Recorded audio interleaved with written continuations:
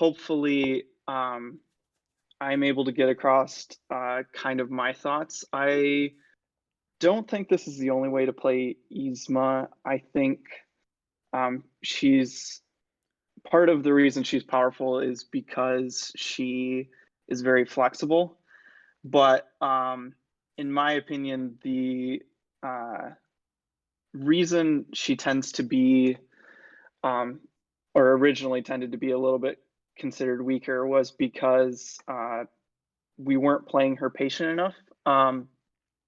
So Yzma's all about Kronk, and if people aren't familiar with her objective, it's to defeat Cusco with Kronk, and that objective makes her pretty straight. Like it makes her feel pretty straightforward, right? You know, find Cusco, defeat with Kronk. So that leads to a lot of aggressive play patterns, I think. And if there's one takeaway I would give, it's just it. If you only get one thing from the stream, it's be more patient and uh, slow it down, because I think she will win a lot more often if uh, you don't lean into that aggressive tendency. But we'll get into that. So I guess I'm just going to kind of start with the realm and um, kind of my thoughts on each of these locations. The most important one with the way I tend to play Yzma is the meat hut. Yep, Um, I yeah, agree. I so agree.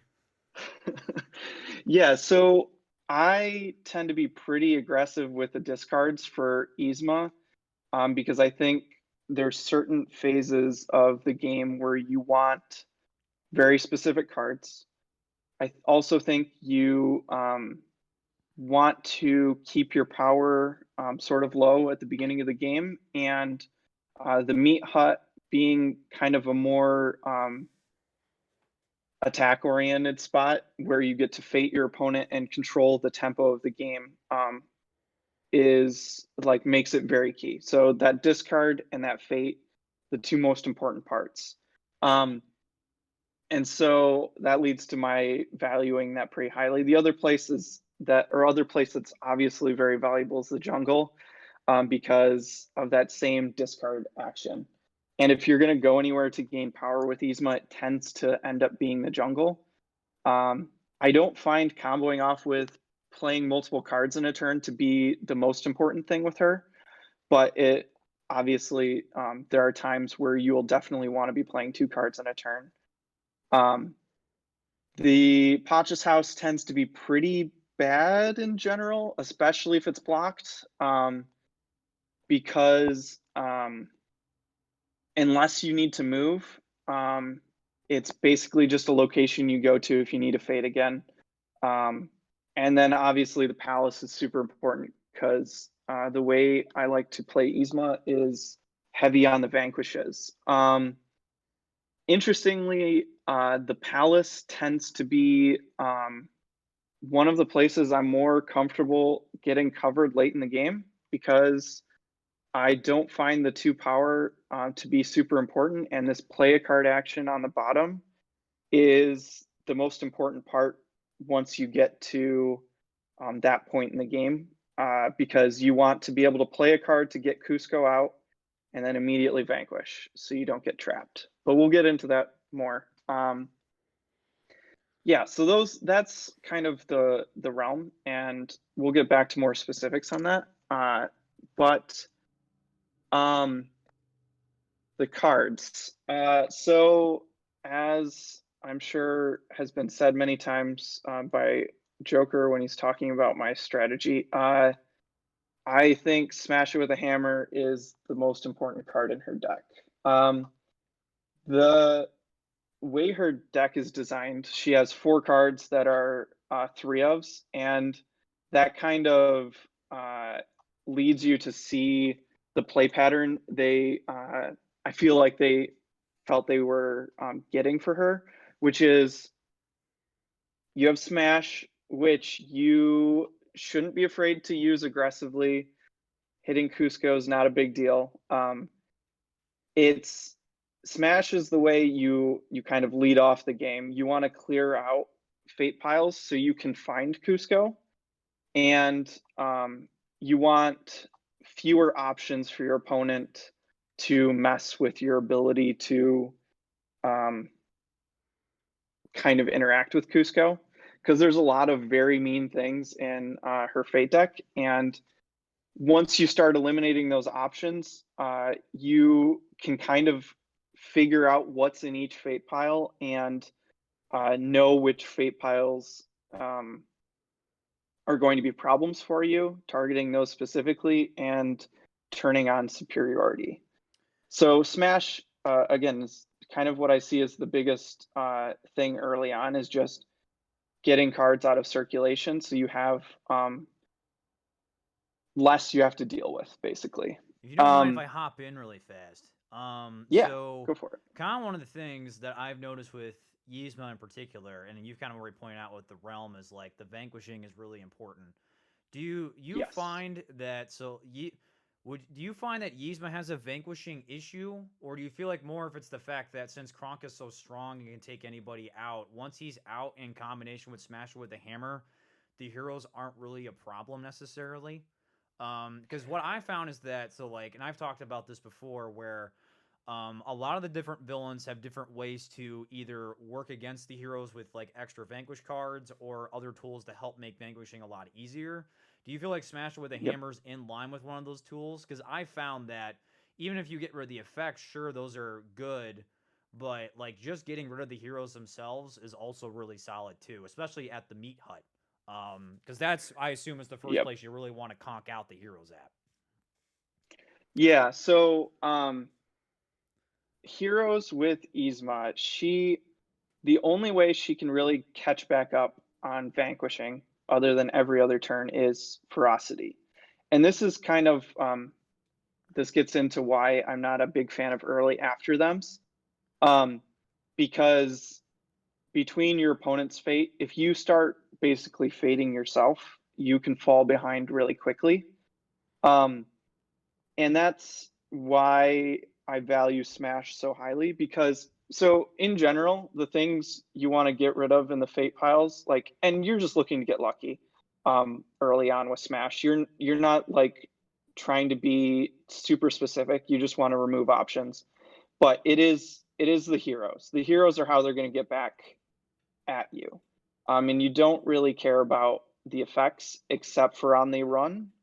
But even that's play around, like you can play around. But the heroes, like if you remove all the heroes from one of the four fate decks, and again, this is something that's kind of unique to Yzma because of the way her fate decks are designed and how the card in the fate deck can only be played to the location that it's over. If you remove all the heroes from one of the fate decks, that location is not going to have a hero on it. And that's I think what you're getting at with the meat hut. Um, the way I see Smash with a Hammer is it's probably the most efficient like vanquishing tool in the game. I can Um, agree. and so and that's what I mean with once you have the fate decks narrowed down a little bit more, you can use something like After Them to pull out the one hero in a stack and vanquish them that same turn, right? It doesn't need to be Cusco. It could be something like Tipo or Chaka that you think is going to screw you up later. Um, but Smash early on allows you to kind of willy nilly get rid of heroes. You don't have to know what's in there, um, and that's where I had mentioned keeping low on power. Um, wrong lever, not punishing you is a big part of that strategy. Um, but I'll get into a lot of the specifics of the Fate decks. I think understanding her Fate deck is a key part of um, both playing well as her and playing well against her. I think that she's pretty unique in that sense because the search for Cusco is what you're doing. In the end, you always have to keep your objective in mind. You're trying to find Cusco. The thing is, you're going about it in a more methodical way than eavesdropping, finding Cusco, and immediately playing after them, right? You're going to eliminate cards, and kind of by process of elimination as to what cards you've removed or have been played by your opponent and then vanquished by you, you know what's left. And so that way, when you see what's in one of your fate piles with an eavesdrop, or and after them, if you after them a small pile, you know more what's in the other piles because there's so few cards left, right? And you can start to get a really good picture of where everything is and how you're going to need to bring out Cusco because of the things your opponent can put on you. And so that's kind of where I would get into these next two cards, Eavesdrop and after them. I don't like to play Eavesdrop early. It seems like it's a good idea a lot of times because you're trying to find Cusco, but there's a lot of cards in her Fate deck, Beware the Groove specifically, and Pacha and On the Run, that can kind of mess with your knowledge from Eavesdrop. And in addition, because your opponent oftentimes early in the game knows more about your fate decks than you, if they're fating you at a good pace, because you can only play Eavesdrop like every once in a while because there's so few in the deck and it's very expensive. You're not going to know what's in all four fate decks as quickly as your opponent might know what's in all four fate decks. And so that's why I like to target getting rid of a deck with Smash It with a Hammer. The first place I almost always target is the Meat Hut with the first smash. Just blind hit the Meat Hut. If you get rid of two cards and then say they play a card from the Meat Hut Fate deck, and then you get to vanquish there. So it only has one card left. I probably won't hit the Meat Hut with the second smash because getting rid of just one card isn't very efficient. At that point, I might as well just after them to see what it is. And if it's a hero, then you can vanquish again. But if they leave that pile alone and it's another two cards, I'm almost always going to just hit the second smash on the Meat Hut because clearing it and keeping this spot efficient is very, very important. After the Meat Hut is kind of situated, either it's down to one card or you've cleared it, I'll usually hit the jungle next with the next smash, because that's the one you want fewer heroes in. I usually won't go for clearing the jungle.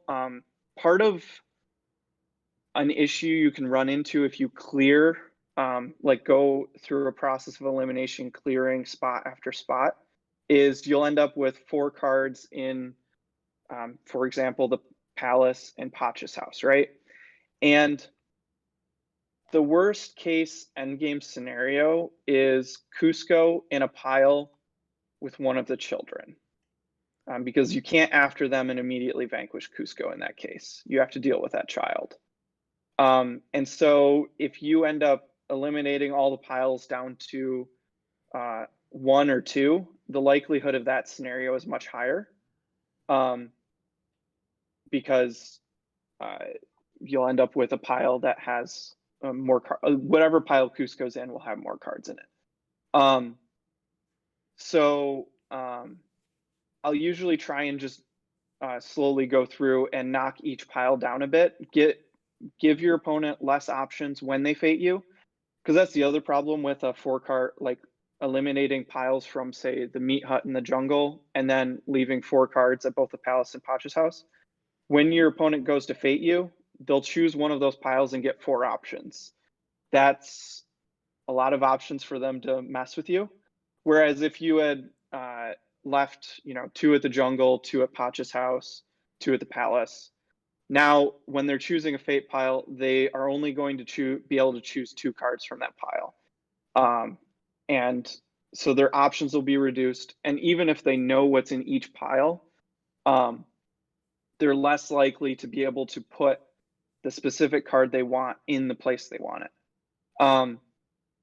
So yeah, Eavesdrop is not very exciting. There is a reason I would play it early, and it's because of her condition, Superiority.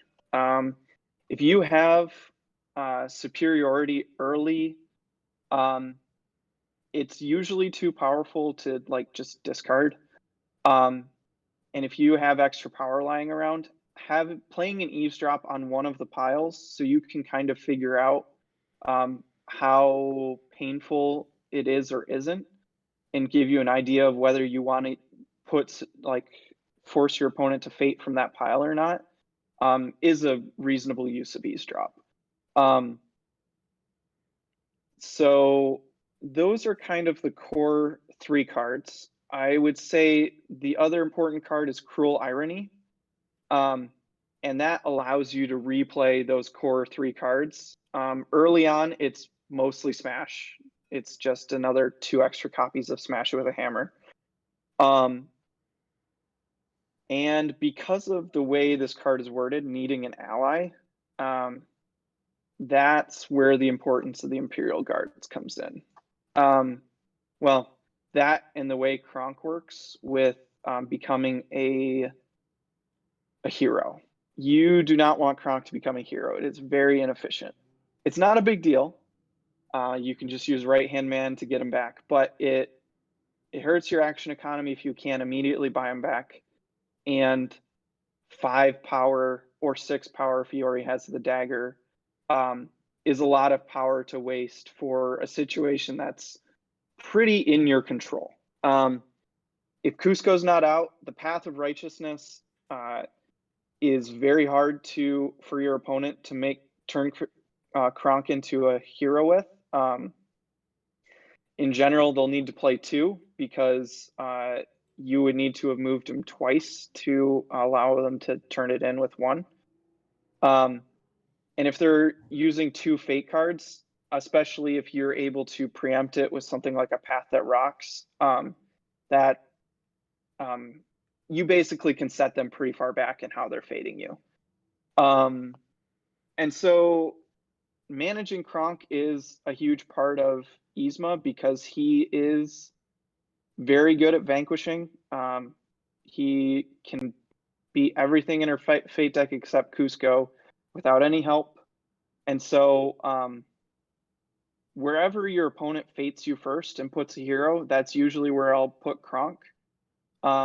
If it's at the palace and not near the meat hut, I might be tempted to not play Kronk to wherever the first hero is, and I might consider putting him at closer to these more valuable locations. But everything but Pacha and Chicha in her fate deck can be beat by one of these Imperial Guards. So they are not valueless in the face of Kronk. They basically allow you to not have to move him constantly, and they turn on Cruel Irony. So early Imperial Guards, I'll basically just always play one, especially if it's the opposite side of the board of where I think Kronk will be, because it turns on Cruel Irony, it turns on your ability to vanquish on the other side of the board. And so that's kind of the core of her deck. The rest of the cards end up being utility cards as far as I see it. Right Hand Man, I mentioned it briefly before as a way to buy back Kronk if he turns into an ally. I most of the time don't want to get stuck in that situation, so I see this as literally copies 2 and 3 of Kronk. This is how you're going to get Kronk because he is extremely important to getting that continuous vanquish going and to managing your board, and obviously to winning the game eventually. The dagger is the only other card that's a singleton in her deck other than Kronk, and If I have Kronk in play, I'll basically always play the dagger onto Kronk immediately, just because you can't discard this without it getting put back in your hand. If you don't have Kronk, the dagger is not that valuable, and so leaving it in your hand is kind of painful, especially when you're digging for things like Smash. Um, and Imperial Guards with a dagger can vanquish everything but Cusco in Yzma's Fate deck. So if you have an Imperial Guards and haven't found Kronk yet, don't be afraid to just dump the dagger onto the guards. Once they vanquish something, the dagger will come back to your hand, and you can play it on Kronk later. So it's not a very big deal. Just you generally just want to play it ASAP so it's not stuck in your hand, taking up that space. The other card, which I briefly mentioned and I think is worth like really calling out, Superiority is, I think it's kind of a bold take, but I think it's the best condition in the game. It's one of them. Yeah. Basically all the ones that kind of let you control the Fate decks are pretty powerful. I think Superiority has a lot of play to it. If your opponent fates you early and they choose one of these piles, if you just Superiority the next time they fate you, pointing to the same pile, that takes away a lot of their early information. They now have seen the same pile twice. It's significantly more likely they won't be able to play a hero the second time just because there's less options. If they do get to play a hero, it's at least they're in the same place. And it takes away from that knowledge of where things are so they can fate you effectively later in the game. If it's the meat hut, there's definitely some thought to not doing that strategy, just because if they play a second hero to the meat hut, it can set you pretty far back if you don't have Kronk. Mid game, making them choose the pile that is at the same location as Kronk is very powerful. And then late game, when you have an idea of what's in all of the Fate decks, when you go for something like Cusco, you can force them to play Cusco. If he's the only card in his deck, you can clear a single card if you don't know what's in that pile, which will give you more knowledge of what's in the Fate piles. And if you still don't know where Cusco is, maybe force them to play Cusco again. But the other thing is, if you do have perfect knowledge of your Fate piles and something like On the Run or Tipo or Chaka is still in one of those piles, you can ensure a win that would otherwise be foiled by just forcing them to choose a pile that's not very good against your current board state. And so Superiority has a lot of choices that have to be made with it, but I think it's where the biggest edge is to be gained with Yzma. Ferocity, we talked about how Yzma has a hard time vanquishing, just simply because she can only do it every other turn. Ferocity is that catch-up mechanism. It's very important for getting rid of the children. On the other hand, if it doesn't seem like your opponent is going to vanquish anytime soon, don't waste your time leaving it in your hand. If you don't have a hero on your board already that can be hit by it, don't waste your time leaving it in your hand. It's extremely powerful if there's a hero that's blocking an important space on your opponent's board that you think will trigger it, and you already have someone like Tipo or Bucky blocking Kronk kind of thing on your board. Sure, keep it in your hand. But I think overvaluing this is a trap that I've definitely fallen into, and is pretty easy to fall into, because it is when it works, it feels really good, and it is very powerful. So I have a question for you if you don't mind me halting. No, go for it. So I actually want to talk about both of those conditions, really Yeah. fast. So I am 100% agreement with superiority being probably the best condition in the game. As a Scar player, I think what makes superiority really nice is that, so like with Devious and Injustice, both of them are kind of like instant plays.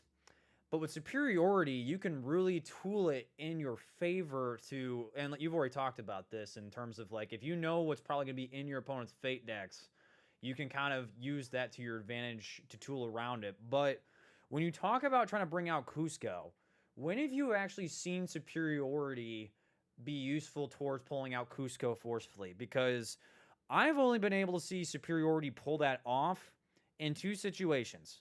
And these might be the only two situations that come up like inherently naturally.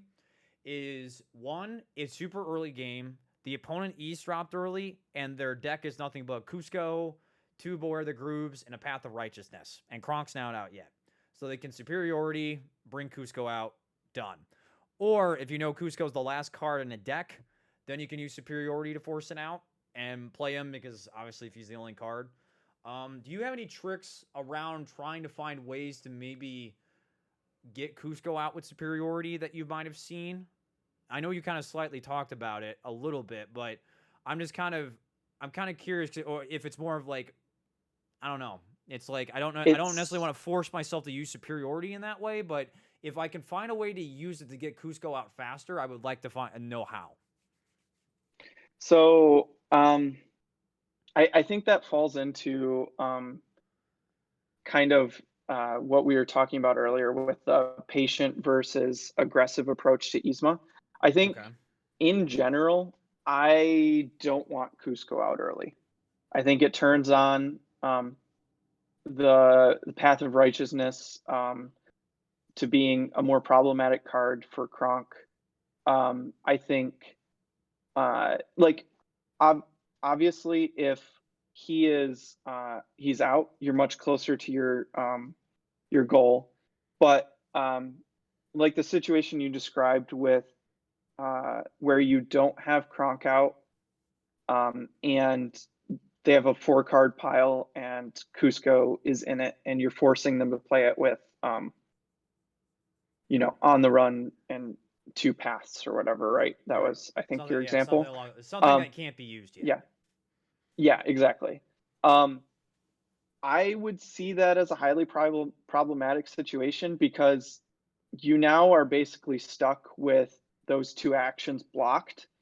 And if you don't have like say the Kronk in your and the dagger in your hand already, um, their next fate action is going to go find Tipo or Chaka, or since they had in that scenario in this example, even just say as a 3 card and it's just 2 paths and Cusco, right?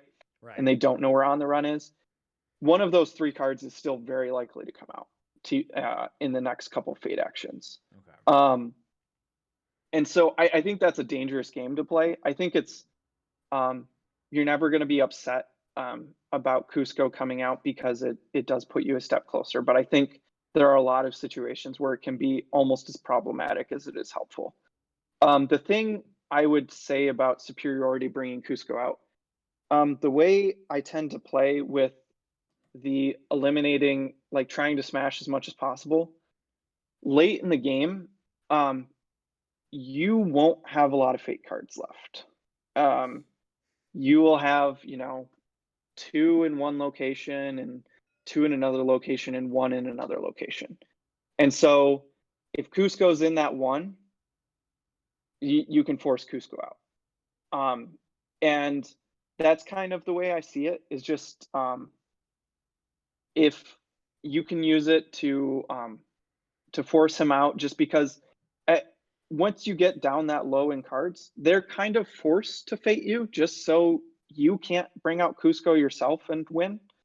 And so using it to basically, you know, force a situation where they probably could have put a card that would have delayed you and instead have them help you win is just super powerful. Oh yeah. But I I agree. wouldn't rely on it early game. I think it tends to fall in the same category as an early after them. I You know, get you. it can be a big deal getting Cusco out and winning quickly. You know, those mythical third turn Yeah, the wins three with turn Yzma. victories I've seen and done myself, those are not Yes. consistent enough to rely on. So, um, Yeah, and that's the thing. And those situations are more likely to bury you than win the game for you, I think. So that's at least been my experience. okay. Well, thank you for the answer. Someone actually shouted out saying that was a really good answer in the chat, so I appreciate that. Because as Yeah, I've no always problem. stated with this game is that you can't stick with one strategy. You got to be very versatile, and the way that you become powerful with characters is when you know all the tools in their tool set and how to use them in all sorts of situations. If you can do that, you are in a pretty good shape with the character. But if you're sticking with one or two core strategies with the character, um, or how one way to use a card, you might not fare as Yeah. well. So Yeah, anyway, and yeah, along that line, I'll say one of the things I kind of feel about Yzma in general. I think she is much closer to a top tier character than I initially thought. And part of the reason for that is what you're talking about with the flexibility. So as much as I would constantly reiterate, you know, be patient, don't be too aggressive with Yzma. Part of what makes her very powerful is you can get stuck in situations where, say they had an early chicha on the meat hut, and you couldn't find Kronk, and so they got to fate and put Tipo somewhere, and you just got buried, right? You things did not go well this game. It fell kind of all fell apart. Um, she has the ability to just kind of win out of nowhere. You know, that situation, you go, you vanquish Tipo, and you after them a pile, and suddenly Cusco's out, you have Kronk, and you can just win the game. There was no chance you had of winning this theoretical game, and suddenly you've just won. And I think that ability to turn the corner um, is just extremely powerful as, you know, kind of almost like a panic button. Um, okay. and so just like having that in the back of your mind is important, even if I wouldn't recommend um, taking that in as your primary strategy. So would you say using so like in the example that you showed off, you're getting buried, you have too many heroes out on the board, you don't have Kronk, maybe you played him late and it's still at that point it's too slow. Do you feel like if you're getting buried and you're able to pull Kronk out of nowhere, do you think it's a good idea to start playing after them and trying to fish out Cusco that way? Or do you still want to wait until you feel more comfortable trying to take out Cusco? So the thing I would say is it depends how close your um, opponent is to winning, and maybe the rest of the board state. Okay. Because like in that example, say you've already vanquished Tipo, but Shaka is still out there. Um, I'm much more willing to after them in a scenario like that where, you know, you're buried, everything's piled on, and your opponent probably knows where Chaka is, but you don't. Okay. Um, because they can prevent you from beating Cusco. Their next action is probably going to be putting Chaka out. Um, if they're very close to winning, I'm much more willing to try that. But on the other hand, if the children have been defeated, or um, the board is in you're behind, but it's a more manageable state, I'll usually try and dig myself out before I panic and do that. Um, Okay. so it's just it's one of those balance things. You have to understand how close your opponent is to winning, really, and I think that's the key. Because even in a scenario where you aren't uh, buried in heroes, where you haven't been beat up early and all that stuff, if you have a couple piles that you don't know what's in them, but your opponent's about to win, I mean, don't waste your time. Like you can't win if they win, so you have to just go for it, kind of thing. Okay. Um, make your educated call based on the way they've played those fate piles and all that stuff. Like, definitely don't just take it blind. But I definitely would never say avoid your chance at winning, even if it's only a 50-50 shot, right? Um, when you got it. So Okay. Awesome. yeah, to get back to the cards, the I'll just touch on these four because they're not the most important cards. But they have very weird cases. Uh, Path That Rocks. It's how you keep Kronk around. I think it's a very unexciting card early. It's not well, it's just not a very exciting card in general. But I would use it to remove power whenever you kind of can from Kronk because that's going to give you that option to move one more space, right? Um, so that just basically, if Kronk has power, use it. Otherwise, don't worry too much about it. You can always play it with Cruel Irony if you needed to late in the game too. Finish the job. It's not a super powerful card,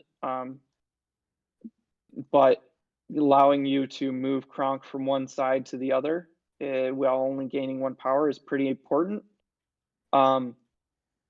The scenario where you superioritied on a single card deck, just wanting your opponent to clear it, and they revealed Cusco on the opposite side of the board, it finish the job is what is the card you most want to be used as your play a card action when you go to Vanquish. Play a card, move Kronk, Vanquish. So it's definitely very useful, but don't overhype it. Also, don't be afraid to use it early if you've cleared the meat hut and someone like Pacha or Chicha is played on the other side of the board. It's more important to control your board than slowly eke through each fate deck, because those actions are valuable for Yzma, especially if you're playing slow. Options. All about the Yes. options. Fake Funeral. This is the card that I think most describes the early game versus the late game for Yzma. Early game, when you're just smashing kind of willy-nilly, you want to keep your power low so that you don't get in trouble with wrong lever. Late game, once you have two or three heroes in the fate discard pile, you're gonna get tons of power with this card.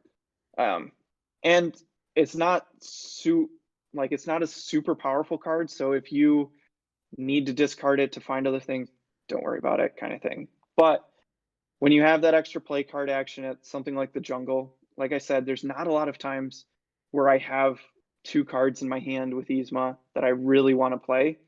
Usually it's when you have something like Right Hand Man, you find Kronk, you play him, or you have two smashes or something like that, right? There's a lot of times where you have a pile of cards you're not excited about, you want to play one of them, discard. Just playing Fake Funeral to get a couple power is that's the time to do it. And it'll kind of lead to these late game board states where you just have tons of power and power basically is meaningless to you. And that's kind of when I would signify that late game scenario where you really want to start playing eavesdrop. The power, like the 2 power cost on this, is no longer going to be hurting you. Now it's all about knowledge of those fate decks, so you can start planning out where you want to smash, where you're going to after them to either clear it or put Cusco onto the board, where you're going to superiority. My biggest problem with eavesdrop early is that cost. It's not that it's a bad card to have that knowledge. It's just paying too early when you don't have Kronk yet. That's the thing. Like, Kronk is the most expensive card and it's the most important card. So early you got to be efficient with that power, because otherwise a wrong lever might keep you from playing Kronk when you need to. Things like that. You have to be really efficient early, and late you can kind of just throw power away. Beauty Sleep, last card. This card. Beauty It Sleep. is so weird. It's such a weird card. Yeah, I don't think it's very good. It's definitely has its utility. The situation, there's basically one situation I want to use this in, and if it's I really need to move a hero. There's a couple reasons that might be the case. One is Kronk's in the wrong place. You don't want to put power on him, and you can move a hero to him. The other situation is something we had discussed before. Someone like Chicha, who is going to hurt your power early, going to the most common situation is actually when she's at the palace. So you need to vanquish, but you can't afford to lose that 2 power. That's when Beauty Sleep comes in, because just moving her out of the way is sometimes enough. Like, I don't like having heroes on the board in general, but it's better have a hero on the board in a place that's less painful, like Pacha's house, because this is not as good of a location as these other 3, than it is to have it in a location that's much better for you, like much more painful for you. So, if you're not getting that move a hero out of Beauty Sleep, though, it's super inefficient. It's basically if you went to a location, gained 1 power, and discarded 2 cards, which is both not the best power gain. Usually would come with a fate if it were the meat hut, and it's not drawing you as many cards as going to somewhere and discarding your hand. So if you're not getting that movie hero, it's almost never worth it. I almost feel like you play Beauty Sleep when you have like some other really good cards you can't play yet, but you want to hold on to them. I almost feel like that might even be the best time to play it, but even then, I don't know. That's It's the a really thing. bizarre card. I don't value any cards in her deck enough for that. If you have Smash and you really want to play that, just play it. Like, just get it out of your hand, use it. If you have Kronk, and you can't get enough power to play him, maybe, but then you're not really getting more than 1 power, so it's not really helping you that much. I understand that take, and I think it's definitely something that'll come up, 1 in 1,000 times or whatever. It's a situation you can run into, but I would just not count on it. Yeah. Okay. And I think it's more likely to be a trap than not. It's fancy, but is it good? No. Yeah. I think someone in the Discord, I cannot remember who, had said that they felt like they wanted to give Yzma a 5th location. Yes. And they put Beauty Sleep in the deck instead. And I think that's a good way to put it. Like, it's just a 5th location you almost never want to go to, but you want to have access to. And here's the thing: you can discard this and play it with Cruel Irony. Like, if you need it later for a very specific situation, don't hold on to it. Just play it later with a much better card, because Cruel Irony has that versatility. You want to keep Cruel Irony to duplicate a Smash, and so you're like, I'd rather discard Beauty Sleep and keep Cruel Irony, and that way if you need it, you'll still have it. But yeah, I definitely wouldn't worry about keeping it. Okay. So I don't know if we want to take questions before I get into the fate let's deck. chat. Let's go ahead. It's villain related questions. Also, I know Pikmin's in the chat. Pikmin is the one that said it was the 5th location. It was his comment, so I did want to point that out. Nice. Yeah. Because it makes a lot of sense. It really does, because it honestly seemed like they wanted to give her a move hero action, but it just didn't seem right with how she was going to be moving towards her goal, and so it just made sense. But yeah, chat, we'll give a quick second if anyone has any questions, and then we'll get on to the fate deck, doing the fate side of Yzma. So Purple Potato asks, is Emperor's New Groove your favorite Disney movie? Ooh, I don't think so. I think it's up there. Although I think my favorite Disney movie is probably never going to be in this game. So, Oh. yeah, Moana is probably never going to be in this game because Oh. I have no Yeah, idea Moana. what villain they would choose. No, Moana wouldn't make it. There's That's no a villain. Yeah, there's no villain. No. That's a Moana's a very good movie though. Yeah, I concur with that statement. Um but it is up there. I do really enjoy this movie. yeah. It's funny. I would actually say, and I don't talk about this enough, I would say Emperor's New Groove is like, so for me, it goes, if we're talking like classic 2D Disney movies, it goes Tarzan, Lion King, Hercules, and then Emperor's New Groove. It's like number 4 for me. I really like Emperor's New Groove a lot. I love David Spade. I do.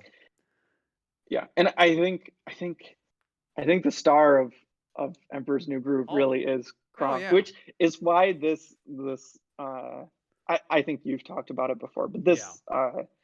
this villain is so thematic because it's all about Kronk and it's all about that weird search that there's a scene in the movie where they talk about how they ran all over the place and the distances and all that kind of stuff doesn't make sense. Right. And you get that feeling with this It too when it you're makes so much searching and sense. I love it. you like redeal out the 4 decks and it's like how did he just like yeah Right. it's ridiculous and it's No, fun. I absolutely adore it. I love this. There are 2 questions I have for you. Is there ever reason to not play Imperial Guards and slash or Kronk as soon as possible? So Imperial Guards, sometimes you won't play it because of that efficiency I talked about. There's 0 times I won't play Kronk. Um, the other times I won't play Imperial Guards is if I'm playing against one of the characters with a 3 ally condition.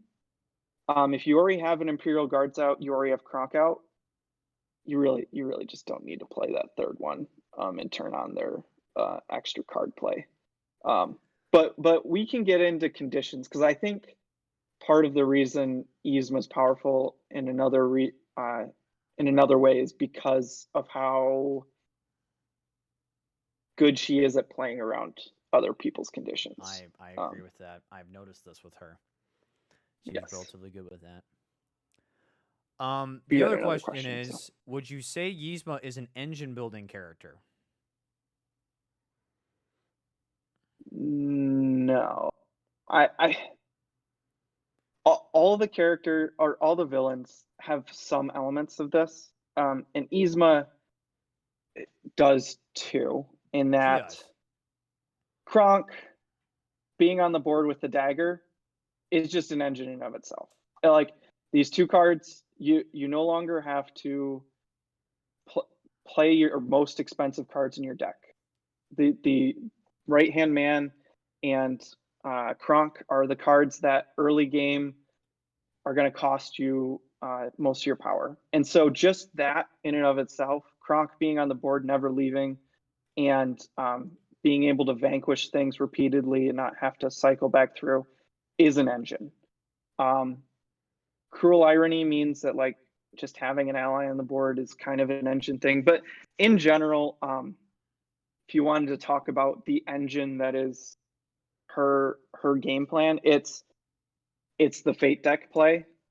When we get into the Fate deck, half of the Fate deck is how your opponent plays it, and half of it is how you play it. Because, um, yeah, we'll get into it, but I don't think she's like a big engine character. She's not Hades. Um, she's she's not Radigan or anything like that. I think she tends to fall like if we talk about that spectrum of control, aggro, and engine that we had posted the survey for, or you had posted the survey for, and we had talked about in the Discord. Um, I think she is extremely controlling the way I like to play her, and she has a lot of elements of aggro, um, such that you can kind of turn the corner or play her that way. but in general, I think she's one of the less engine building characters. I concur with that statement. I think she's probably right. She's probably right above Maleficent, I would say, in terms of the engine, like the least engine building. Because I would say Maleficent's Yeah, probably one. Me personally, I would say. Um, yeah. so the Maleficent's actually kind of that opposite. She's heavy yeah, aggro and can play a little bit controlling. yeah. Um, One more question is yep. that we'll take before we get to the fate stuff is: have you ever had a game where smashes were at the bottom of the deck, and have you had ways of getting back from that? Sounds like you really need them early with this strategy. So yeah, that has definitely happened, and the ways around that, there isn't really like a way. The way around it is maybe the wrong way to say it, because you're not going to get around the fact that you need smash. Um, Right. your game Absolutely. will be different before you hit your first smash. Um, but the things with that will be Kronk and Imperial Guards to vanquish the heroes that do come out will be key. Um, Playing Superiority to have some control over the Fate decks before you can find Smash is key. You are just going to discard a lot in that scenario where all the smashes are at the bottom. But the other thing you can keep in mind is um, in that scenario, you are going to want to go to the meat hut a lot. And if things feel like they're getting out of control, you can go to Pacha's house. It's not where you ideally want to be in that scenario, because you want to be bouncing between these two, the jungle and the meat hut, so you can discard every turn so you can finally get to that first smash. But fading is how you're going to slow your opponent down so you can smash and find it. So basically, I would just say approach the game a little differently. This is where that control aspect comes in. You are trying to control your board with Kronk, and you're trying to control the Fate decks with Superiority and Smash, and you're trying to control them with fading them. So it's kind of that whole puzzle fitting together. And it kind of works out. I don't think having Smash, unless they were like the bottom, 3 or 4 cards for The all three last of three them, cards in the deck. yeah, then you're probably in deep trouble. But Yeah. I think that's one of those scenarios where um, there's not a lot When you get that you ditto luck rubbing can off do. on you. Yeah, that's Yeah, when it happens. yeah. I mean that's kind of the scenario we had talked about with After Them, though, where um, if you can't find smashes and things are falling apart, like yeah, you have tools to play that aggro end game where you kind of hope for the best, right? Yeah. You go for those quick wins, but in this case, it's not quick because you've been trying to dig for smash, but things have gotten out of your control. Right. So Okay. All right. Well, thank you. Someone in the chat says Yzma mirror win. I don't know. We'll have to make that um, happen. That's something we have not done yet. So we'll have to find a day. I We'll have to find some time to make that happen. I actually think she would be a fun mirror. I, I'm not a huge fan of mirrors, but I think there's a lot of variables that are in your control with yeah. Yzma, and so there's a lot of play that's on your side, and it's not just feeling like one player's getting the better draw. Yeah, that'd be crazy because you have to think about all of your decks and all of your opponent's decks at the same time. That would be nuts. Oh, it would be a lot of things to track in your head. Yeah. It would Woo! be rough, but Woo! it would be fun. Yeah. All right. Well, I might have to go make Ditto get salty one day. I want to see. Um. All right. You ready to talk about some fates? Yeah. Let's do it. So, I guess start with the most important one, Cusco, right? Right. Um, so you need him out to win. We kind of discussed this a little bit earlier, but him coming out early can be problematic if you're not set up. If your opponent's wasting a fate to do it, I think you'll take it every time. But if you're kind of wasting your actions to lock up your board, that's when it's a problem. Um, so everything's about finding him. And so part of what you're trying to avoid as you go through your fate decks is the worst case scenario, a pile with a child and Cusco in it. That is the end game you don't want to be in. And I think there's actually it was one of the tournament games, the one I played against Hook near the end, where this scenario came up. The last 3 cards in the Fate deck were, I think, Cusco, one of the children, and On the Run. If there are other cards in other Fate decks, you can smash, like, and you know there's a child with Cusco, you can smash away the child, and if you hit Cusco, no big deal. Deal out the new decks, and they're going to be smaller. It's basically impossible for the child to be back in the same deck if you only have 4 cards, right? Or 5 cards even. It's really unlikely. Right. But the problem in a scenario like this is, or even just this scenario, right? If you smash this, Cusco's ability will trigger with no cards in your Fate deck. And you'll shuffle up your entire discard and Fate discard and create 4 new ones and start from 0. That would be very bad. So you kind of have to go into your end game always remembering that this scenario where Cusco and a child in the same pile can exist, and make sure to play around it before you get to that really late game scenario where you have almost no Fate cards left, because that will remove your options for handling it. You can always after them and put them both out and win over the course of 3 turns. After them, vanquish the child, come back, vanquish again. And I think that's like a very valid way to approach it if On the Run is gone and the other child is gone. But yeah, we can get into the other things with this Fate deck.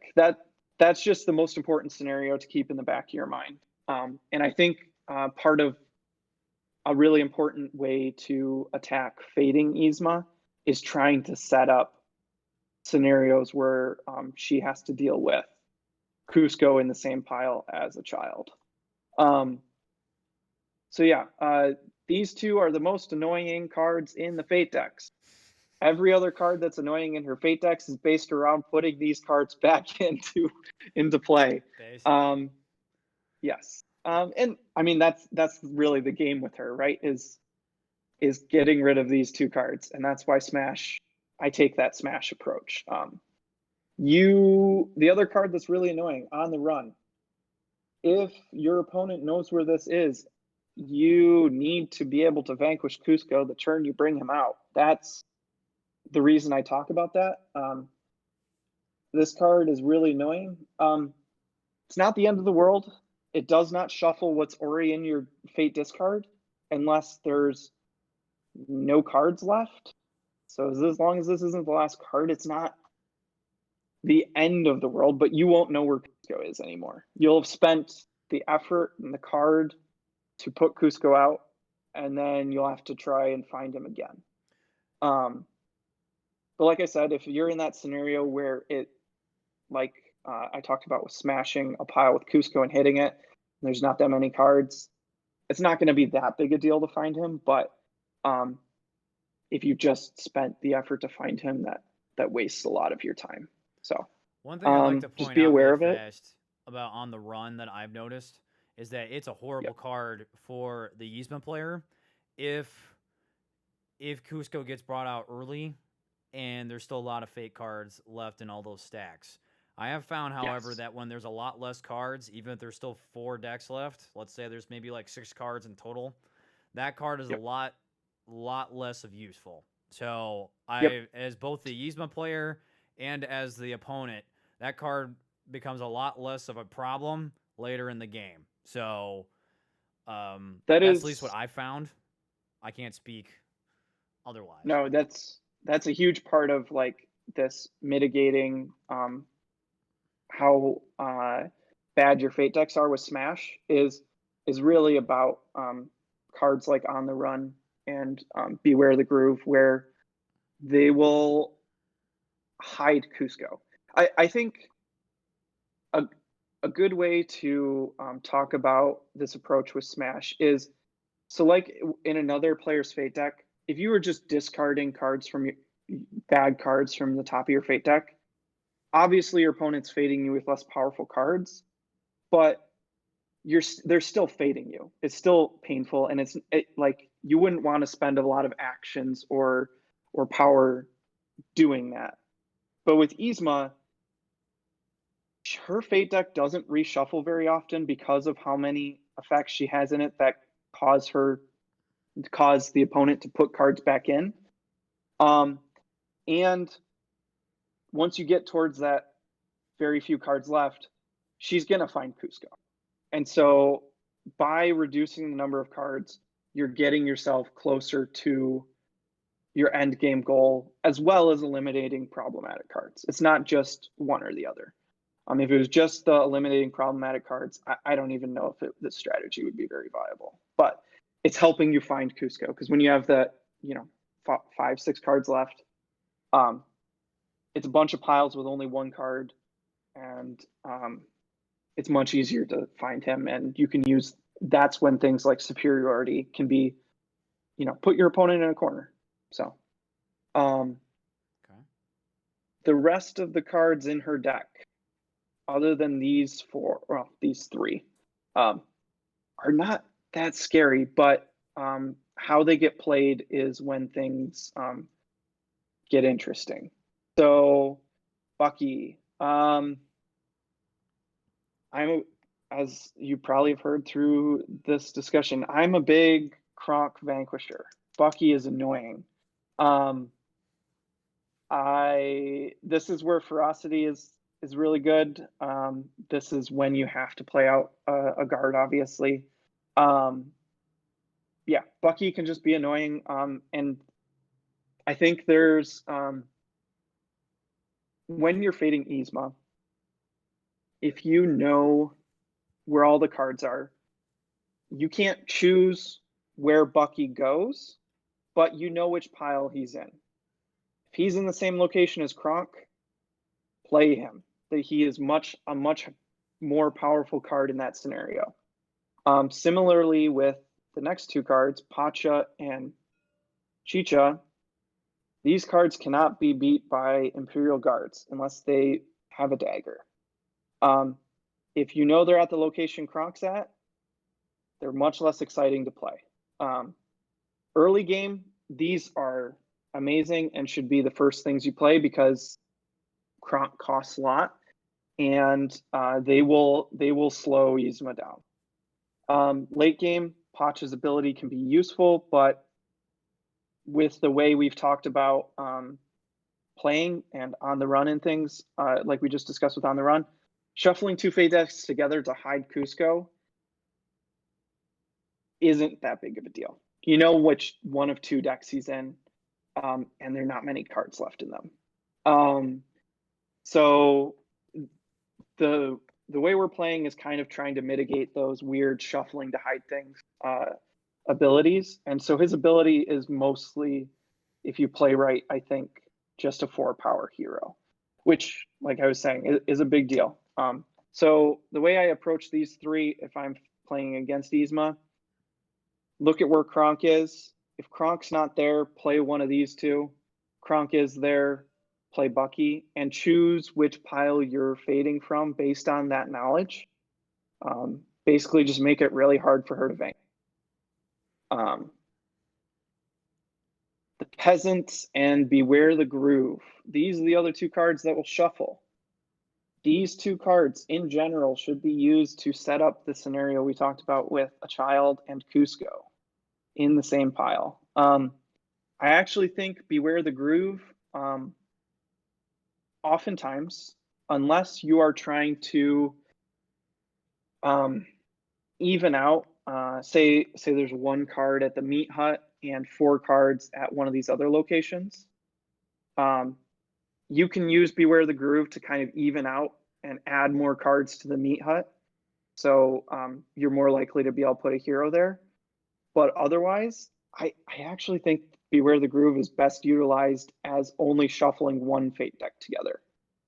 Put one of these children in the pile with Cusco, or put another hero back in, like the Peasant, which will basically give you a rebuy on one of those shuffles. If you don't want to give away Cusco's location early, kind of thing, right? The other thing you can do is if you know a child's in with Cusco, you can kind of bluff, like Ori in with Cusco. You can bluff by putting the other child that was knocked out into another pile where Cusco isn't, and kind of lead Yzma in the wrong direction. But yeah, the Peasants are much more powerful than Beware the Groove because they don't feel like a wasted Fate action. That's the thing that makes Beware the Groove not very scary, in my opinion. And I'm in general not afraid of these three effects. Because Beware the Groove basically costs a Fate action, which could have put a hero on your board and taken away your actions, to mess up your ability to get Cusco. And if you're being patient and kind of taking your time to set things up, that's just not very intimidating. So be aware of that. Use your cards wisely. Wrong Lever, it's just a card you have to always be aware of. Don't ever be afraid of it. You know, if you play efficiently early when you don't have a ton of power from Fake Funeral yet. So an example scenario that comes up. You went to the jungle, you got 3 power, you played some cards, you have 1 or 2 power left. You go to another location like the meat hut, make sure you play your smash that might reveal Wrong Lever before you take your this may seem obvious, and it really is, but it's an easy thing to forget in the moment, and those small edges are how you make Wrong Lever basically seem like not a big deal. Because early game, if you play efficiently, always playing, just getting just enough power to play 1 card to the next kind of thing, it's not a big deal because you won't lose much power. And late game, you'll just have so much power with Fake Funeral and Path That Rocks that it really just doesn't matter. Path of Righteousness, know where it is, because late game it can mess up Kronk, especially if you're moving him to vanquish heroes. But if you're careful, it basically will never turn him into an ally because Cusco has to be on the board to do so too. And if you do, or if it does, just dig for that right-hand man. Be aware if you think you're going to put him at risk. It's a reason to keep right-hand man in your hand if you think you have to put Cusco, or not Cusco, put Kronk at risk of turning into an ally. It's perfectly reasonable to hold on to one right-hand. You know, you have to put the second power on him to vanquish a really problematic hero that's blocking important actions, like Pacha or Chicha. That's when you might think about holding on to something like Right Hand Man just to back up yourself. Yeah, the only other thing I would kind of recommend with a Fate decks, make sure you're keeping track of what's in them. If they do shuffle them together with something like Pacha or Beware the Groove, know that it's only those 2 Fate decks that got mixed together, so you have a pretty good idea of what can be in them. Not a lot of extra variables have actually been introduced. Yeah, just try and keep track. I can concur with a lot of the shuffling stuff because what I've noticed is that the shuffling becomes a lot less, and we already said this, becomes a lot less meaningful towards the end game. Because I've actually had Yeah. to have played Pacha out before from a Fate deck when there was about maybe less than 8 cards left in total. And Pacha's ability, and even Beware the Groove's ability, because I was going to actually agree with you on Beware the Groove, I really find it more useful to shuffle only one hero in, because there's a scenario where even like if the Yzma player is playing smart, like you said, eavesdrop's not going to really be used that often. So, Beware the Groove is really just a counter to eavesdrop, and same thing with Pacha. So if they're Yep. playing smart and not doing that, their abilities become a lot less useful. So you have to actually find a reason to do that, because when you actually shuffle things together, you, even as the fading player, that screws you up, because now you're like, all right, I now have less knowledge than I did before. Yep. And that could be detrimental to you as the fading player, because you want to know, Yeah. like, if On the Run still exists, you still want to play it. But if you had to shuffle a deck with On the Run because Cusco might have been in that deck for whatever reason, and you really want to kind of scurry him around, that might have screwed you over. So, Well, yeah, I was gonna say that's the thing I was gonna get into next. If you're fading against Yzma, you have to be doing all these same things. You have to keep track of what cards are in what fate decks. In general, you should be able to have more knowledge than her. And that's why you have to be careful with cards like Pacha, because if you're not, you can reduce your knowledge and not hurt Yzma in any way. You don't want to be shuffling decks together that you know about, right? And reduce your knowledge of where the cards are. Because having knowledge of where the cards are, Yzma is the only villain you can play against. And as the fading player, literally pick out which card to fate her with. If you know it's in all 4 fate decks, you pick the fate card or fate deck with the card you want in it, and you choose it. You have like complete control in the scenario where you have complete knowledge. Other than superiority, it's her only counter to play to you having complete knowledge and just getting to pick and choose what you play. So that's an important advantage to hold and try and maximize. The other like kind of tips I would give as the fading player, just we talk about this all the time.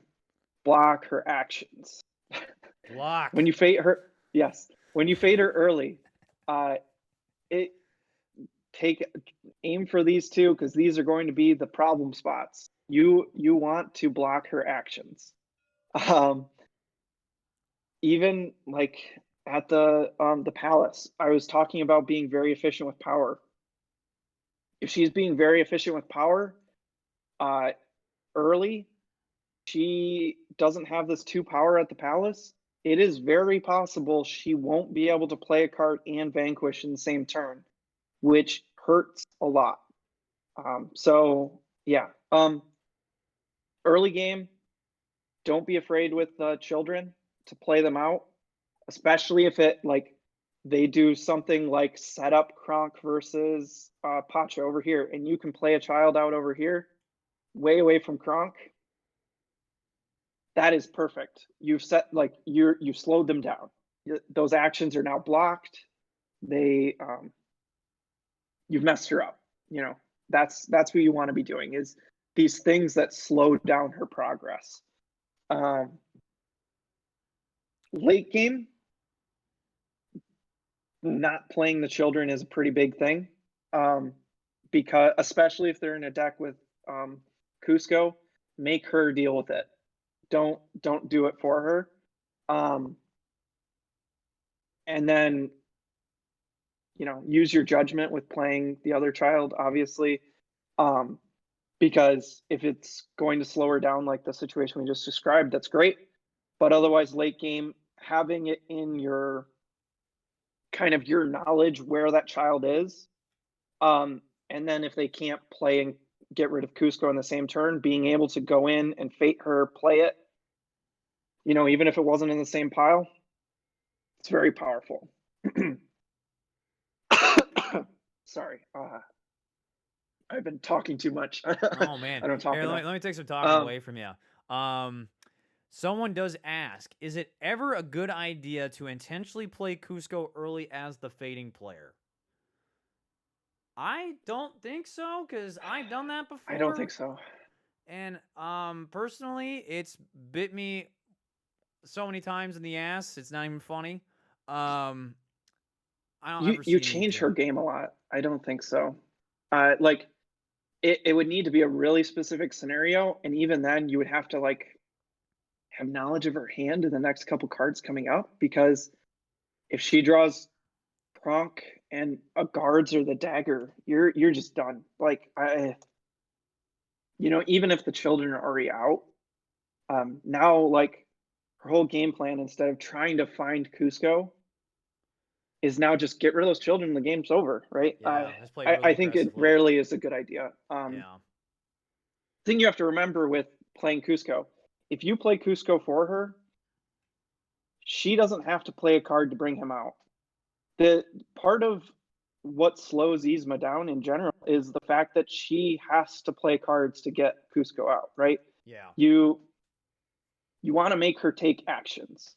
So um it's possible there's a scenario that could come up, but it's like I was talking about with beauty sleep and weird scenarios where you wouldn't want to move it, play it. I just don't think it's going to happen very often, if Okay. ever. Yeah, I was gonna say, Um, yeah, I can speak to. There was two times I've played against a Yzma. I don't remember who I was playing against, but I actually willingly one time towards the end game pulled out Cusco. I think Kronk was in a weird spot, and I knew I could pull it off, but that bit me so hard.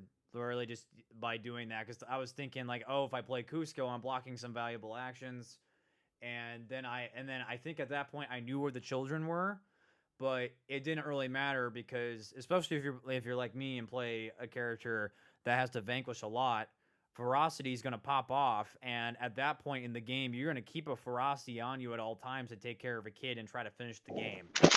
So I can yeah, attest that a strategy doesn't probably really work that well.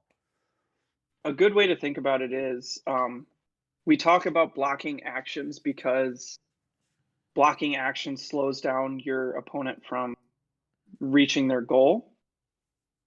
But by playing Cusco out, you're helping her achieve her objective, which means she has to take fewer actions to achieve it. So, in general, I think it would be a lot like playing out Snow White against Evil Queen, I think is a good way to put it. Right, I agree. There's just very few scenarios where that's the exciting of one of the two cards you want to play. Yeah, Because she'll have to eventually take an action to play it, play Snow White, play Cusco. So, yeah, makes sense. um, yeah, that's I think most of what I wanted to say about fading her and her fate deck. The only other thing I'll note, if you keep your realm clear or mostly clear, you will reduce the late game impact of ferocity. This the I know it's weird because you'll theoretically be triggering ferocity as you go about it, but later in the game you'll have important actions you need to take, and you don't want ferocity to be used to stop or like to get rid of a late game tipo or Chaka. So by keeping your board clear of heroes that could trigger ferocity, you are giving her fewer opportunities to hold on to it when the cards in her hand are less important. Because early she's going to want to dig for smash, right? Right. And so she's going to be discarding and all of that. Late game, things are set up. She's just looking for Cusco, right? It's much more likely you keep a lone ferocity in your hand and just leave it there to like possibly get rid of a problematic hero. So keeping your realm clear will help you with like help you fate Yzma in a way. So Okay. Yeah, I think that's most of the things I wanted to cover. The only other thing I was going to say, or I would say, if there aren't questions right now, There are no is questions right now. talking about kind of the approach to take with Yzma, um, with kind of matchups and things. So conditions. This is the time to have the conditions talk, I guess. Yee. Um, Yzma doesn't really trigger conditions, um, or at least her pilot can choose which conditions she triggers. Um, you Captain Hook, I think, and what is his 4 power ally one? Um, Yeah, well, the I forget what it is too. That's the only one you're feel like you're guaranteed to trigger. Um, that and discarding cards. Um, and even the discarding cards one, late game against Dr. Facilier, you can not discard so many cards. You don't need to after you've found all those smashes. So if if when you're playing against the Doctor, you fate him with heroes early and then late game dump into his fate pile, like we've kind of, I think you've discussed on beating Doctor and Evil Queen before Yep. on the podcast. Yep. If you take that approach with Yzma, you're going to be in a scenario where you haven't turned on desperation at the points where he cares about it. Right. Um, Exactly. so um, basically everything else she can kind of avoid, like the 3 power. Occasionally she's going to go to the jungle, but honestly, she goes to the jungle less than most of the other characters go to their 3 power locations. Um, you're always going to have vanquishing be triggered, but she's pretty good at cleaning them up without vanquishing because of smash. So there's a lot of play there. If you go against a character that has a condition for 6 power like Ursula, just don't play fake funeral. Don't do it. You don't need to. You can get by with that, you know, just enough power the whole game. And you can use Path That Rocks to get you that little boost to make eavesdrops better. But there's just no reason you don't need to trigger it. So why do so? Um, yeah. Interesting. That is a really interesting thing. Yeah. I think my only thing I'll say with that, this actually kind of goes with what we've talked about before with how Perfectly Wretched was designed, where it actually seems like the Evil Comes Prepared villains all kind of cotangently their conditions work really well against each other, because not only do they have the fake condition and stuff like that where that's just obvious that you're going to use it, Yeah. but all of their other conditions like Radigan's Extravagant gain 3, both the other villains are going to want to gain 3 power. Yzma's Ferocity is definitely going to pop off because Scar needs to vanquish a lot and Radigan needs to deal with a lot of high strength heroes, so that will pop off a lot. And Well, Scar's I was Pride gonna but say as well, but even then, if you're aware of those situations, you can kind of dance around it a little bit more. the the thing that's interesting is Evil Comes Prepared. All of the boxes tend to work really well with each other, right? Right. But Evil Comes Prepared has this interesting thing where all of their villains tend to have unavoidable conditions. Like, there's no way if Yzma's fading you, you're not going to trigger Ferocity at some point, right? Right. When you have to fade Yzma. Like we talk about those best characters in the game. I think um, she falls into that like she may not be as good as, but she falls into that Doctor Evil Queen category where take away her actions early. That's how it's how you're going to win, because I do think she is kind of that inevitability character. She is inevitable towards the end. I Um, gotcha. and so, beating her, I don't think there's like a matchup where you say, I really want to match up this character. What When I think about characters like Yzma who aren't good at dealing with vanquishes, like she can only vanquish every other turn, I immediately jump to Jafar or Ursula and getting those extra free fates. But Jafar's never going to have either of his conditions turned on against her. She literally cannot turn on the 2 items condition. Right. The only item in both her fate deck and her actual deck is dagger. So like even some of the other ones that's hard to turn on the 2 items, they have some items in their fate deck. She doesn't. She literally cannot turn it on. Yeah. And That's so it's interesting. I don't think, I'm not trying to argue she's unbeatable. Don't get that idea. But like, approach her carefully and be aware. So I was gonna say, someone in the um, chat actually talked about matchups. Is there any particular good or bad ones that you've seen playing as her? so I think the way I'd put it, I think her worst matchups are very, very close. And they would be the classics, right? Captain Hook, Dr. Facilier, Evil Queen, those absurdly powerful characters. Her really good matchups tend to be either the characters that match up really poorly, like Jafar, or those characters that rely on fading a lot to like kind of catch up. The one I have in my mind with that is Cruella. Okay. Or Hades, right? They fate you a lot. They're exposing cards and reducing the number of cards in your fate deck for you. So you need fewer smashes to get to that end game of, 5-6 cards, right?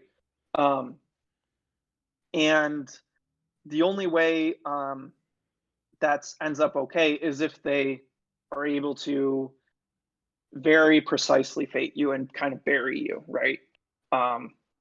You end up with too many heroes in too many places, but they're not moving so fast that that's usually a problem.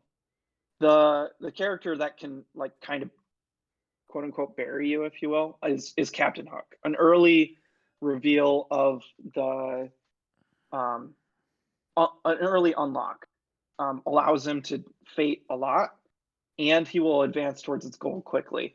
And I don't think that's an unwinnable matchup. I don't think it's a particularly bad matchup, but I think it's probably your worst matchup because they can fade a lot and put pressure on you to win quickly, Okay. which a lot of those other characters that fade a lot can't do. So you would say a lot So of her matchups really kind of go 50-50, and it might go like a little above, a little below.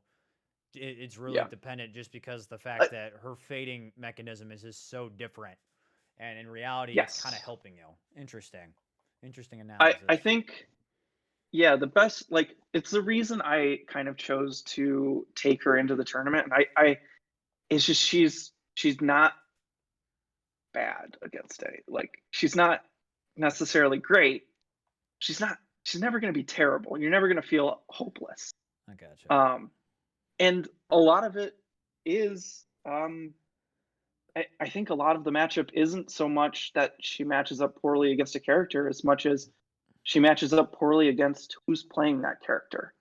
Um, Okay. and that was part of my thought process. Like she doesn't have bad matchups, but part of the advantage I had going into the tournament was not very many people knew how to fate her well Effectively, when I yeah. was taking the strategy I was taking, right? A lot of people were pretty familiar with her fate deck and they had a plan for fating her, but it wasn't the plan that I was trying to attack. So it didn't line up well. Right.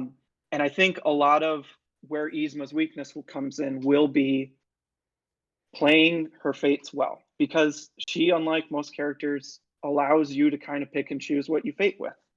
And so the matchup is like playing it really well, I think. And that's kind of almost a fun thing in my head because it's very, you know, it feels like a battle of wits and it's kind of fun. So Yeah, I don't know. I wanna shout out Cincinnati's tactics because there were a few games recently that I've played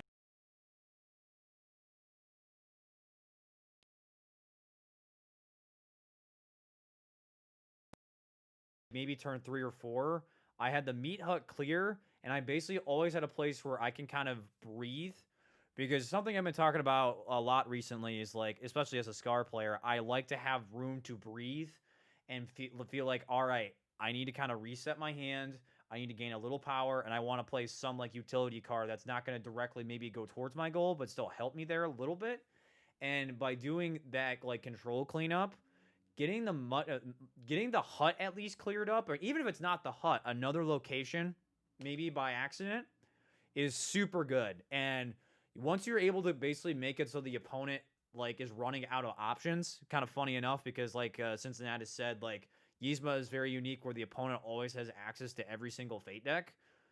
The literally making it so they have less and less options on like how to counter makes her super powerful. And there's literally a point that as long as you don't get Yzma to a point where the opponent wants to fate you and gets to reshuffle all the decks again, you are in a really, really solid position towards the end game. Cincinnati already said this, like, once you're in the end game, she is cruising. She is ready to go. She doesn't really have that much more of a roadblock, like I pointed out.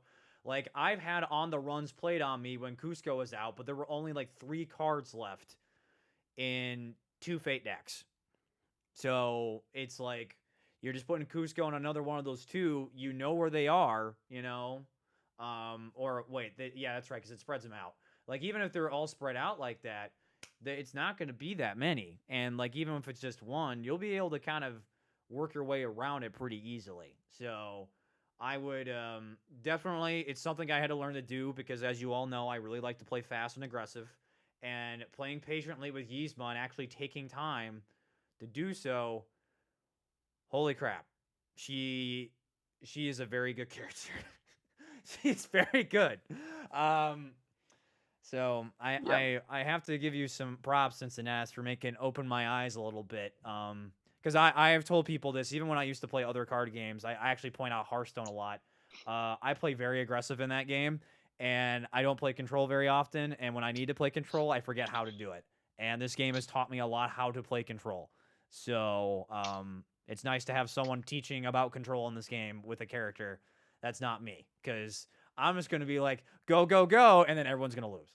So, Yeah. I was gonna say that the way you described the control aspect is really good because I think this is a common misconception with the way when I say she's the control character, I don't mean she fates a lot and she's like controlling your opponent. You do that. right. You Yeah, fate absolutely. You're going because to do you that. go to the meat hut, and that all characters do that.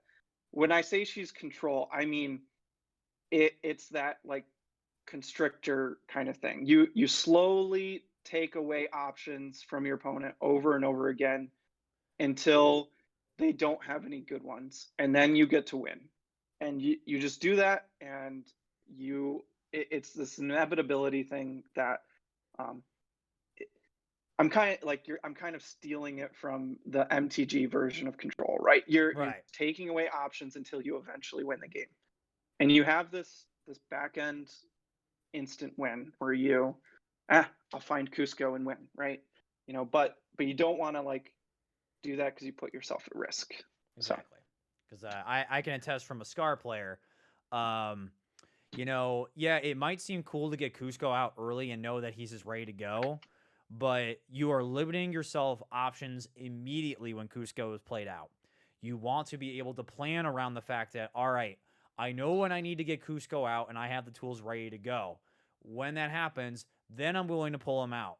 But there is no other reason for me he, as the player to do that to myself and limit options if I'm not ready, because by doing that, you are immediately covering up a location. And even if he comes out first time or for whatever heck reason, that's still not good because the opponent is going to immediately want to try to fate you, and they'll play on the run. They'll play a child, and if they're playing a child in another location, you're limiting your options, and you don't want that to happen.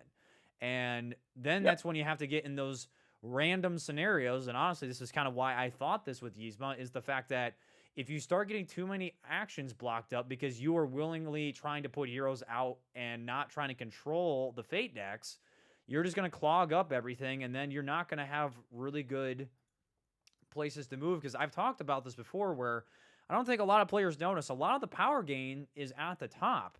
And especially for cards that you want to play with Yzma, it's going to have to force you to go to the jungle. Then maybe you have to move Kronk. Then if you need to fate, well, guess what? You already moved to Pacha's house. Where else am I supposed to go? It's like if you can control those fate decks Yep. and make it so she's got all her options on the table at all times, she's gone. She's won the game. It doesn't matter who you're playing against. She's got it. She's got it in the bag.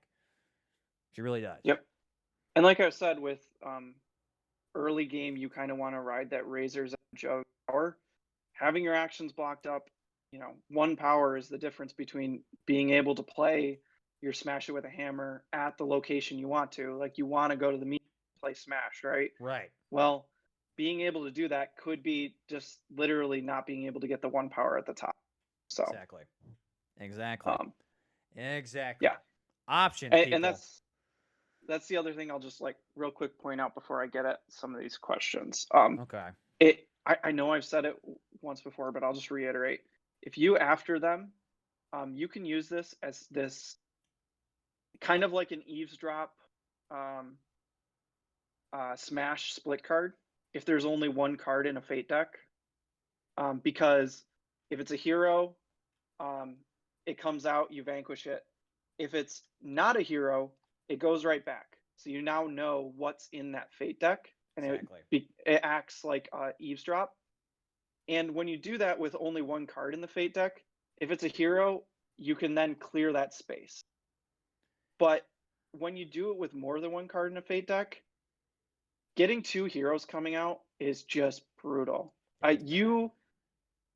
Your opponent didn't have to go to a less valuable space to fate you. They didn't have to take time out of moving towards their condition to fate you. And this location is basically locked up forever. Like, it isn't forever, but you have to take It's going to take way too long. And that's Yeah. like assuming you have Kronk out too. Yeah. Yeah. Yes, exactly. You did it to yourself, and it puts you too far behind. And that's basically the whole premise of this like philosophy. So yeah, so That was awesome. Seriously. There's 2 questions I think here. Yeah, there's 2 Perfectly questions. So wretched one of them characters. is, what about the perfectly wretched character conditions? For instance, egomaniac or cruel. I think they were referring to what we were talking about earlier with the condition stuff. Yep. Yeah, so like just to point out, folks, so Stephanie Straw, who is the lead design head for Perfectly Wretched, pointed out that though specifically Perfectly Wretched, probably more than any of the other expansions, the condition cards were definitely themed around the fact that all 3 of those characters move a lot of stuff. So that's why those condition cards were built that way. Plus, it actually gave them a new unique condition card to work with that hasn't been in the game yet. Because I don't think anyone's been really noticing this. A lot of those condition cards are based off of actions that you as the player will take. And there's only 2 left that they really haven't screwed around with. Well, I guess more 1 than anything is the activate action. Because play a card can go for a multitude of different conditions. But where's Yzma on your personal tier list? SAB. So I think to address the first one, she will turn on move ally. Kronk, not often though. That's the thing. She can kind of choose. So against Mother Gothel, like, she can just move Kronk when Rapunzel, like, she doesn't care if Rapunzel gets moved back. She can just move Kronk when Pete is not in a good place to defeat heroes. And she's more likely to turn on the Cruella one where you have puppies in the realm, right? Right. Like, you bring them in. Because you're going to have to move Kronk to vanquish things, right? Like, it's going to happen eventually. It's just, you can kind of pick and choose, especially if you're using the Imperial Guards and things. And you don't want to put a bunch of power on Kronk, so you're not going to want to do it often anyway. Fate deck, or the tier list. Personally, I think she falls.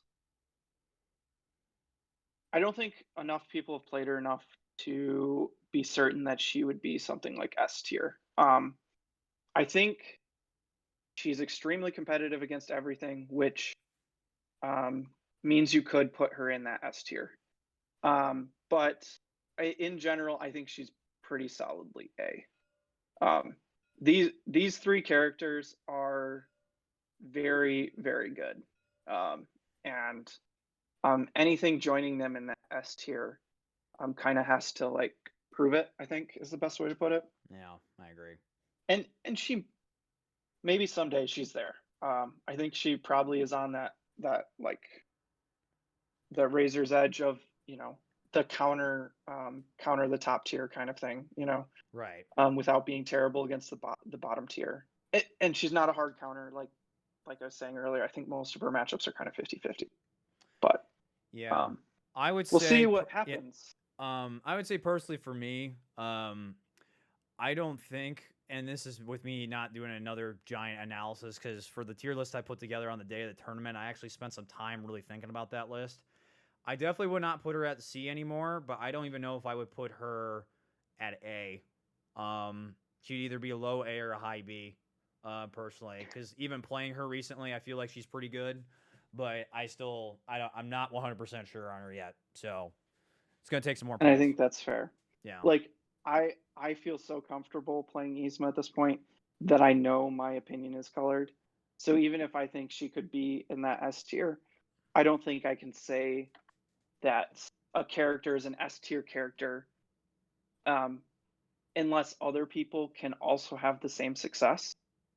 Right. Um, and the other thing you have to remember, I think most of the characters are fall in a pretty small range at this point, in my Right. opinion. I agree too.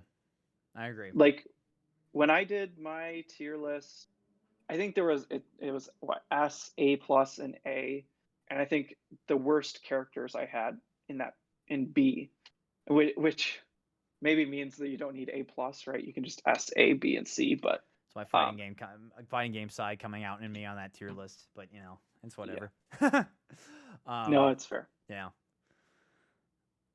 But So yeah. Any other questions, folks? Any other questions at all? I think this was a really awesome episode to get someone else's take on this. Seriously. Um, yeah, but hopefully it was exhaustive enough. oh no, I I think think may have talked a little bit too I was much, gonna but say we've been at this for almost 2 hours. I think you've done a really solid job of really breaking this character down for folks. I think even better than myself with some of the stuff I've done. I think you really did a fantastic job of really showing off. And I know you come from a Magic the Gathering background, so you have a lot probably better perspective on how to play some of these characters than I do, just from like a card game perspective.